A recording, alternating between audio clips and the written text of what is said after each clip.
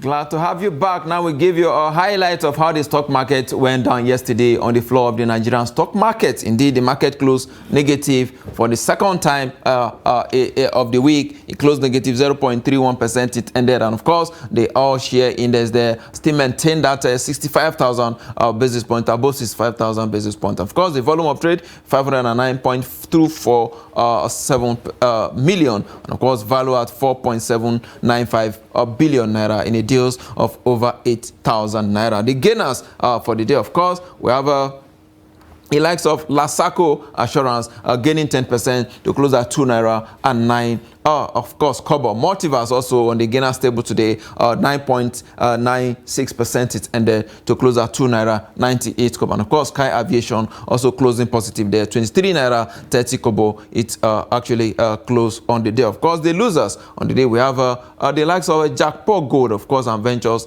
also closing a negative there, 9.91%. Indeed, that ended. Of course, Cadbury also on the loser stable, 13 naira and 80 kobo. The share price closed on the day. Of course, it lost 9.80%. FTN Cocoa also losing 9.40% to close negative. To close negative there as well. The share price closing 2 naira 41 kobo. The top traded equities, of course, we have Japan Good Adventures, of course, 116 million volume of its shares were traded. Of course, UBA, United Bank for Africa, 40.4 million volume of shares. And of course, Transcorp Nigeria as well, 37.5 million of its shares were actually traded. The sector performance, of course, are not really so impressive. Of course, you can see the banking sector is down. I mean, strong as well, marginally high, rather 0.02%. Of course, industrial sector 0.01%. Of course, the consumer good down 0.66%, and of course, the oil and gas as well 0.88%, and insurance sector 0.95%. The rest of Africa, of course, are also not doing so badly. The rest of Africa markets, indeed, the market in Botswana is up there 0.17%. MCSE in Morocco Stock Exchange down there in Rabat, Morocco, closing flat there. And of course, the market in Tanzania also closing positive 0.02%. Indeed, impressive performance there from the market across Africa. The last trading day is today, Friday, and of course, we'll be monitoring them as usual to give you updates of everything that will go on the floor across the continent today. But now we take the commodity prices and then we'll be right back.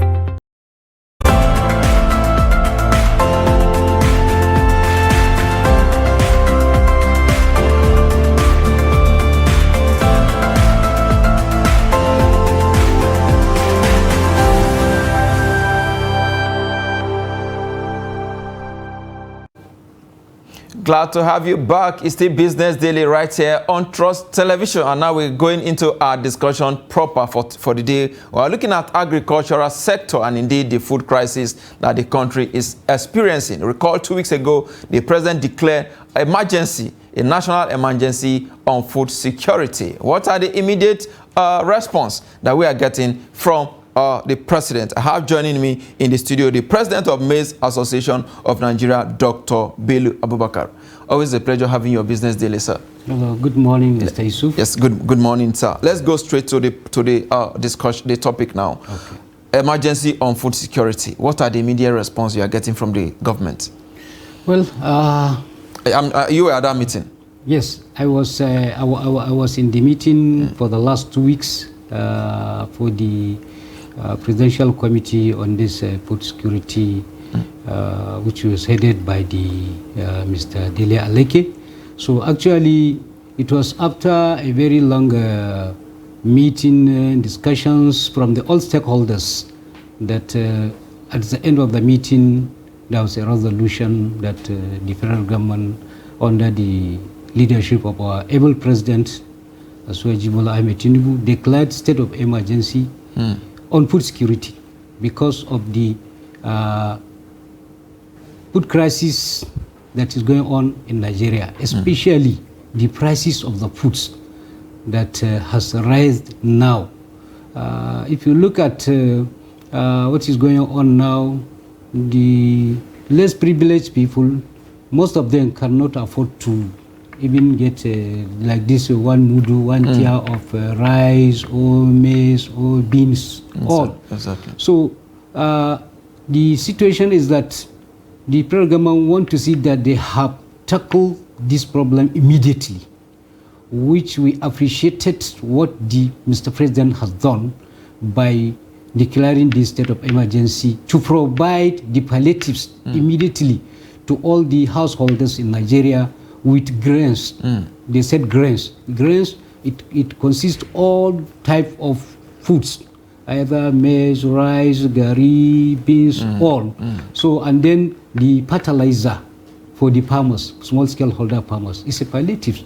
Really, we appreciated and welcome the idea because it will now assist in bringing down the prices. Once now the federal government has started distributing these inputs and the foods to the people or to the householders in Nigeria, I'm sure the price must come down. And also, apart from that, there is also a release to the major processors or food processors from the central bank. Now you can see that they have released, they have sold maize to many companies that are consuming maize and rice. So instead of them to go to the market to buy, since they have got this one at a subsidized price, so if there is no demand in the market, definitely the price will come down. So we appreciate what Mr. President has done, and now they are on the process because we are aware, we are following up the process and the program that right now they are transporting the food commodities to different states. Okay. And also the fertilizer to the different states that will be distributed to the farmers. So this one will now subsidize the price, and the farmers will get the food at a subsidized price. Even in the market, it will fall down. And farmers, if they get this fertilizer, it will assist them. Maybe they don't have money to buy even 2 bags or 3 bags. So the moment they get it, it will be a quick relief to them. Indeed, interesting. I was going to ask where the government is at the moment, but since you have told us that they're already moving the commodity closer to the farmers, I think we are actually impressed, and indeed Nigeria are also happy with that. Another concern is also the farming season is almost over. At this point, we are almost in August, and this thing is coming very late. How will this affect your farmers? Well, it is not late because they say that it is a fertilizer that will be given as a palliative. And you know, as a farmer, there is at least a second, 3 applications of fertilizer. The first dose, the second one, and the last one. So we are at the stage of, we are at the middle now. because most of the farmers planted early June. If you planted early June, now you are in the second dose of your fertilizer, which means that the third one did not even come. So this one will assist them. So it doesn't come late. And also, even if it is come late, the farmer, they have already, those that planted earlier, maybe early May. So if they have already finished, if they got this fertilizer, they can still keep it against dry season, so that it will also assist them. So the issue of coming late about the input, that one is not it is not late, because I know that by end of August, it is from there that most of our farmers will start harvesting. Yes. So and the issue of the food or the grass, that one, you know, anytime it comes, it is good. Okay, and maybe for those that want to use irrigation farming as well, they will benefit more from this. Yes, of course. You know, that's why I said, if they get the fertilizer now, and they have already finished their work, or they have already finished their fertilizer application, they will keep it against dry season, so that they will now use it. And then again, there is also another program that is coming under ATA's office, Agricultural Transformation Program. Okay. It is also it is a program between the Federal Ministry of Agriculture and AFDB. Okay. So which they are going to assist the farmers with inputs against dry season. So even that one, though it is a pilot system that will be started with 5 states only, so that one will also now assist and support the farmers against their dry season farming that is coming. Okay. Another thing again we also look at is the price of maize. It surged recently in major parts of the north, and there was so much concern. You are the president of Maize Farmers Association. I should ask that. What are the factors responsible for all of this, and how is your organization trying to address the challenges facing your farmers? Well, the factors that constituted this change of prices of maize, there are many. Because if you look at the production of maize in Nigeria from 2018, 2019, 2020, even 2021, there is an improvement and there is an increase in production year by year. Why? Because there is a proper support to the farmers, especially smallholder farmers. And then, despite the COVID-19, 2019/2020, there is enough food in this country, and the prices doesn't rise because there is enough food that time. And then, so if you come down to the 2020, because this prices that rise now, it is just between 2022 to date. Why? Because number one, there is a factor of Russia and the Ukraine crisis. You know, most of the inputs, especially fertilizer, which is a major component for maize farming, the resources that they use the raw material to manufacture, the raw materials to manufacture it is coming from Russia and Ukraine, and there is no way that they can transport it because of that war between Russia and Ukraine. Also, some other inputs like seeds and agrochemicals also. So because of that, there is a shortage, and the prices just skyrocket. The farmers cannot afford to get that fertilizer at the right prices and at the right time. Also, if you look at the mechanization process, there is also increase of diesel for the mechanization, because whenever you want to use tractors and other equipment, is a diesel. So because of that, the price has increased. And those are our local farmers that always used to go farm with their cows. They are bandits. stole all their cows. So there is no way they can go to do their flour or harrow or whatever it is. So they have to look for another alternative, which is this mechanized. And if you go for mechanized, the prices has also skyrockets. Yes. So you see there is an increase of the inputs of the services before the production. Once cost of production has raised, definitely the price of the produce must be raised. Must increase. Then, so therefore, and also there is also a global food crisis, not only in Nigeria. If you look at some other countries, especially the advanced countries, that they are also prouding with the farming. If you look at Brazil, if you look at even China, America. So if you go there now, the food prices has also increased, not as before. Something that you can buy with $5 or $10 now, you have to buy it at the rate of $20. So it is not only in Nigeria. And also, if you look at the other sector, that is for the dollar prices, you know, everybody is aware that everything has increased. Absolutely. It has the prices. So the raw material, the input that they used to buy to import is with dollar.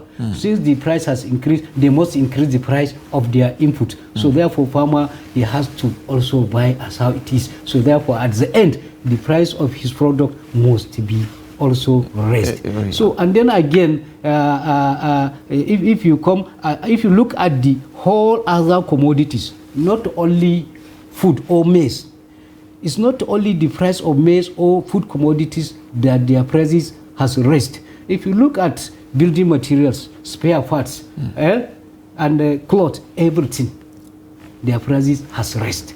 So you can see that is something globally. So, but with our own efforts. Let's look at some of these things that you have highlighted. Now we're having a government intervention now, declaring emergency in this sector. How would it cushion the effects of the hardship that your farmers are facing right now? I think I have already explained this one earlier, but still from our own end, that is from the association side.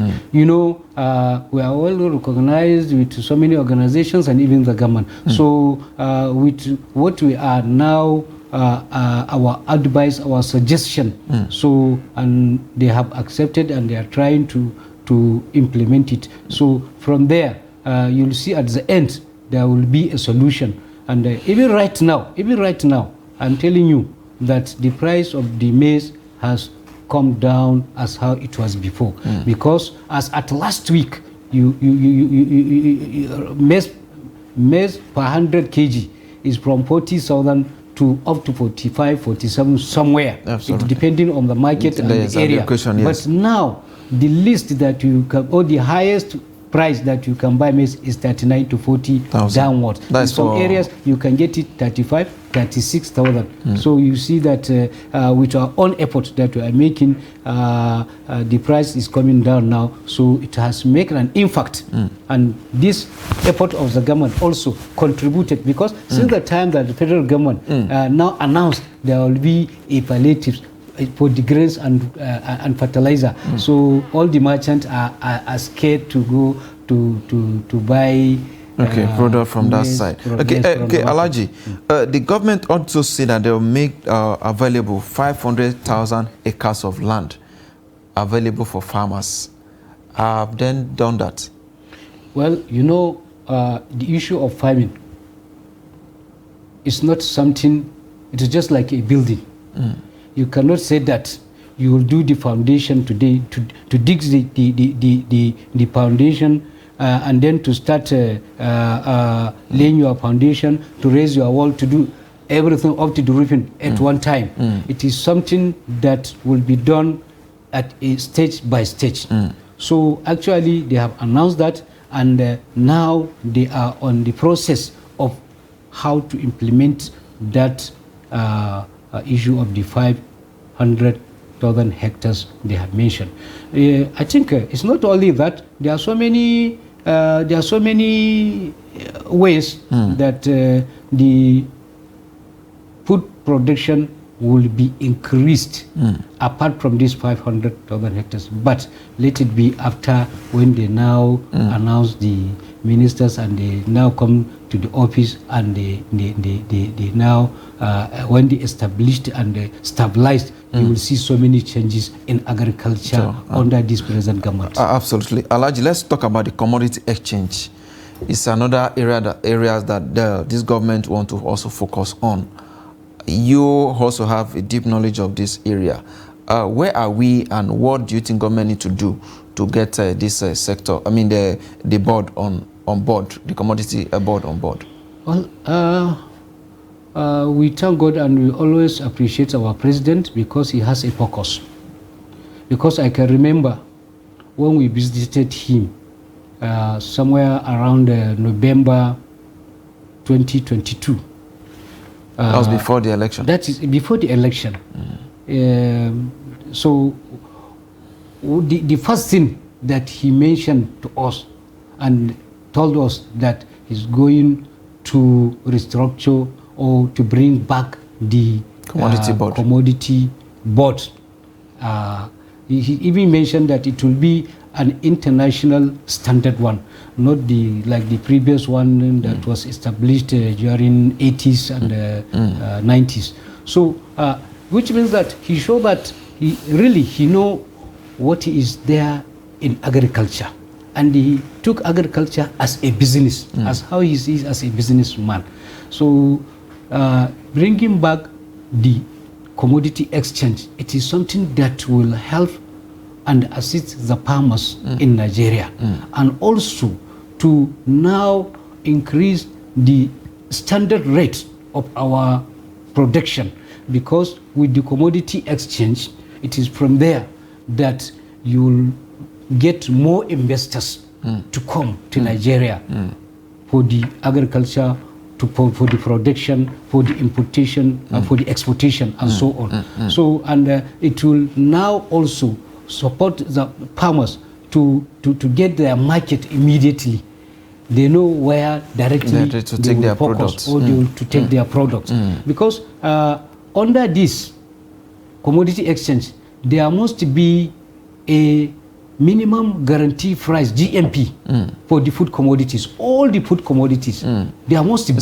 So with that GMP, that is guarantee minimum price, farmer will know if he produce, how much he will sell, where he will get the market directly. Exactly. Alhaji, interesting submission there. Let's look at the new ministers list has been sent to the presidency, and of course from there we're going to get somebody that will man the Ministry of Agriculture from that list now. So what do you think should be the immediate responsibility of whoever that is coming, because it's going to be a very busy ministry from by the president focus that we have seen? Okay. Whoever is becoming a Minister of Agriculture, what he needs to do immediately is that I'm sure he must be somebody who is conversant, well conversant in agriculture. Absolutely. So the right thing that he's supposed to do, to get all the stakeholders in agri sector to hold a meeting with them, right from the agri researchers, agronomists, farmers themselves, production, that is the farmers. Farmers are number one because they are the one are producing. Absolutely. Then the other service providers, input supplies, off-takers, processors, millers, all. Then even within, inside the ministry, different departments, all must be included, so that he will now have a roundtable discussion with all the stakeholders. Let each and every sector or department bring what are the challenges and what are the solutions to the challenges, or what is the way forward.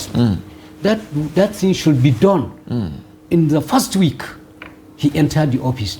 Indeed. And then let it be within 1 week to submit the report. Then the next week to start implementing the report, because there is no time. Absolutely. So once he will do that, I'm sure. Because you know, you alone, you cannot, no matter how knowledgeable you are. Absolutely. So, but with the input and the contribution of some other stakeholders, especially those that are in the agricultural research and other technocrats and other experienced farmers, absolutely, he may get a good and reasonable ideas on how to go ahead with the agriculture. Absolutely. I must thank you, Dr. Bello Abubakar, President of the Maize Association of Nigeria, for an interesting submission. Indeed, agriculture is going to be a very busy ministry from the body language of this administration. I must thank you for your time on Business Daily. Thank you very much, Mr. Yusuf. Yes. With that, it's a wrap on the show today. Join us on Monday for a fresh edition. I am Yusuf Akogu.